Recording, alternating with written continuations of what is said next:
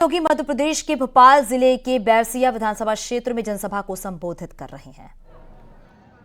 और मुझे बताया गया कि आज रात्रि में यहां पर जागरण और यहां के भंडारा कार्यक्रम में लाखों की संख्या में श्रद्धालुजन आएंगे।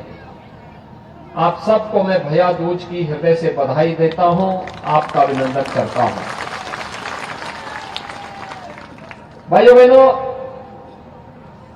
धनतेरस, दीपावली, गोवर्धन पूजा, भैया दूज, पर्व और त्योहारों की एक लंबी श्रृंखला और 5 दिवसीय दीपावली का ये पर्व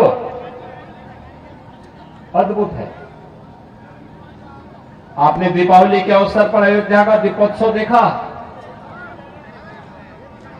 देखिए, दीपोत्सव का प्रभाव क्या होता है और पर्व त्योहार कैसे जोड़ने का काम करते हैं।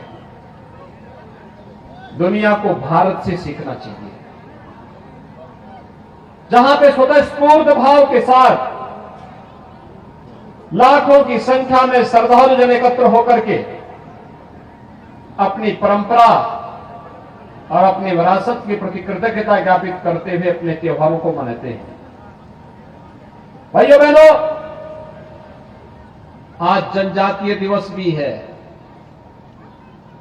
प्रातःकाल देश के यशस्वी प्रधानमंत्री श्री नरेंद्र मोदी जी ने झारखंड में जाकर के भारत माता के अमर सपूत, महान स्वतंत्रता संग्राम सेनानी भगवान बिरसा मुंडा के प्रति श्रद्धान्वित होकर के उनकी जन्मभूमि में जाकर के उन्हें श्रद्धांजलि अर्पित की थी।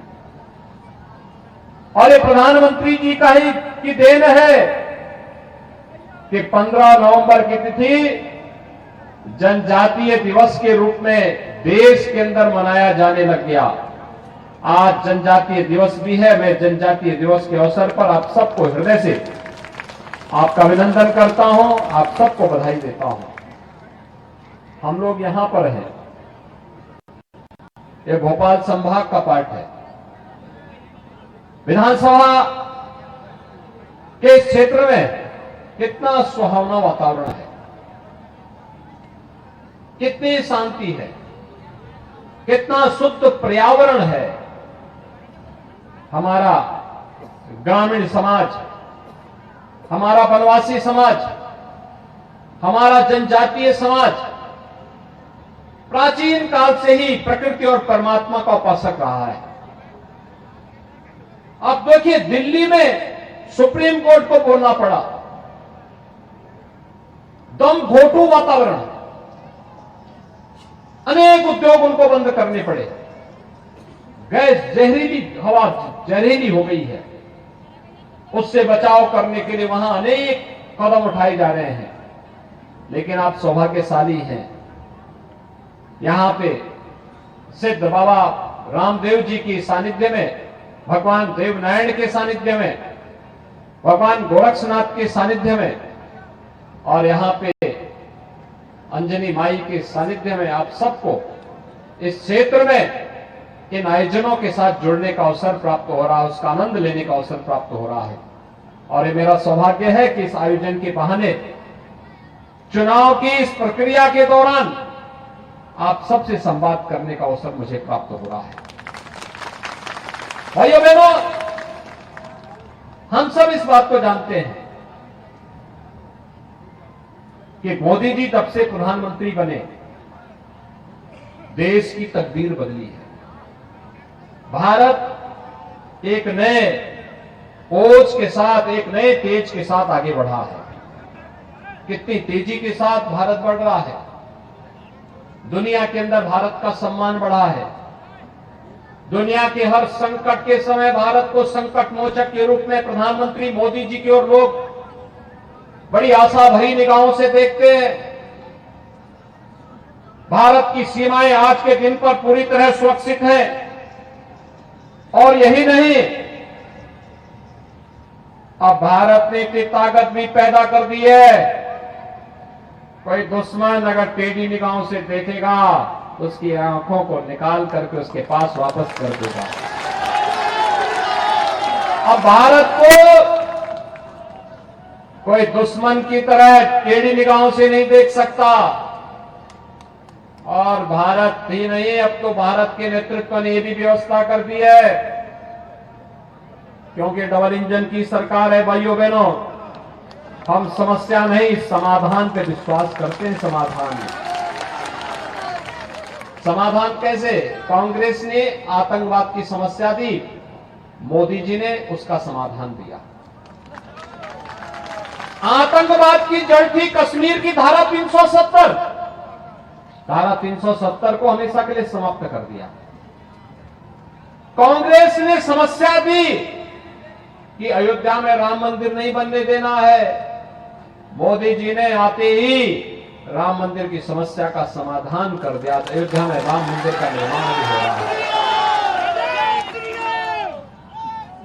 काशी में, काशी विश्वनाथ धाम में आप कभी जाइए, आज से 6 वर्ष पहले भाइयों बहनों वहां 5 श्रद्धालु एक साथ नहीं जा सकते थे, लेकिन आज 50,000 श्रद्धालु एक साथ भी जाएगा ना तो वहां बाबा विश्वनाथ का दर्शन आराम से कर लेगा। एक नए धाम के रूप में भव्य और दिव्य बाबा विश्वनाथ का धाम, महाकाल का महालोक की अनुभूति ये डबल इंजन की भारतीय जनता पार्टी की सरकार करा रही है। भाइयों बहनों, आज देश के अंदर अच्छा infrastructure, highway, railway, rapid rail, metro, electric vehicle, electric buses, तेजी के साथ इसका प्रचार हो रहा है। एयरपोर्ट, नए नए एयरपोर्ट बन रहे हैं। एम्स, आईआईटी, आईएम, एक जनपद एक मेडिकल कॉलेज के लक्ष्य के साथ आगे बढ़ करके हर व्यक्ति को उत्तम आरोग्यता के लिए अच्छे हॉस्पिटल, मेडिकल कॉलेज इनकी स्थापना हो, इस कार्यक्रम को आगे बढ़ाया जा रहा है। भाइयों बहनों, एक तरफ विकास के बड़े कार्य, दूसरी तरफ वेलफेयर की स्कीम। आखिर कांग्रेस ने 55-60 वर्षों तक देश में शासन किया, मध्य प्रदेश में शासन किया, आखिर हर गरीब के घर में शौचालय क्यों नहीं बन पाए? हर गरीब को आवास की सुविधा क्यों नहीं मिल पाई? हर गरीब के घर में बिजली क्यों नहीं पहुंचा पाई? हर गरीब को 5 लाख रुपए की स्वास्थ्य बीमा का कवर क्यों नहीं दे पाई? और आगे भी खबरें जारी है, यहां रुकेंगे छोटे से ब्रेक के लिए, जल्द लौटते हैं।